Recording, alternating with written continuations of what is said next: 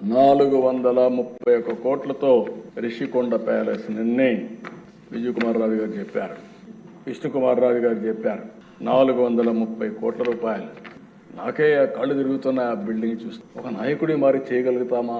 ప్రభుత్వ ధనంతో ఎన్ని చేయగలుగుతామా? ప్యాలెస్లు కట్టగలుగుతామా? ఒకప్పుడు చూసాము అధ్యక్ష, తాజ్మహల్ కట్టాడని. సరే అది ఒక ఇది. కానీ అధ్యక్ష ఆ పక్కన ఏ మాత్రం కూడా సిగ్గు ఎగ్గు లేకుండా ఫ్యామిలీ మెంబర్స్ అందరూ కూడా ప్యాలెస్లు కట్టారు, ఫ్యామిలీ మెంబర్స్కి ఆఫీసులు కట్టారు. అది ఏంటో ఇది విచిత్రమైన ఆలోచన. అదే మరి అక్కడ చూసి 7 బ్లాక్స్ కట్టారు. మొత్తం పర్యావరణాన్ని పూర్తిగా విధ్వంసం చేశారు. ఒక పక్క ఎన్జీ, ఇంకొక పక్క హైకోర్టు, ఇంకొక పక్క సుప్రీంకోర్టు. అడుగడుగున మొట్టికాయలు వేస్తున్న రాష్ట్ర ప్రభుత్వం అడ్డంగా తప్పుడు సమాచారం ఇచ్చి కోర్టులు కూడా మభ్యపెట్టి, లేకుంటే కోర్టులు కూడా ఏమీ చేయలేని పరిస్థితి తీసుకొచ్చారు. కడాన మనం చూస్తే ఆ ప్యాలెస్ కట్టుకున్నారు, కానీ ఆ ప్యాలెస్ దగ్గర కూడా పోయే పరిస్థితి లేకుండా చేసుకునే పరిస్థితికి వచ్చారు.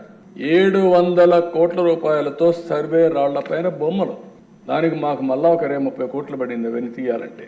అదే మార్గ అధ్యక్ష ఎక్కడ చూసినా వీళ్ళ ఇష్ట ప్రకారం రంగులేశారు. కోర్టు ఆదేశాలతో మళ్ళా 100,000 కోట్ల రూపాయలు ఖర్చు పెట్టి ఆ రంగులను తీయడానికి ఖర్చు అయ్యే పరిస్థితి వచ్చింది.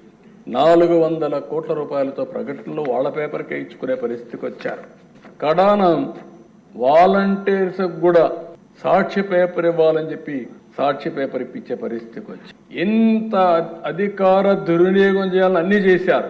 కడాన ఒక 500 కోట్ల రూపాయలు ఖర్చు పెట్టుంటే ఈ గుంతలన్నీ పూడ్చే పరిస్థితి. దానికి మనసు రాదు. దీనికి మాత్రం డబ్బులన్నీ తగిలేసే పరిస్థితికి వచ్చారు.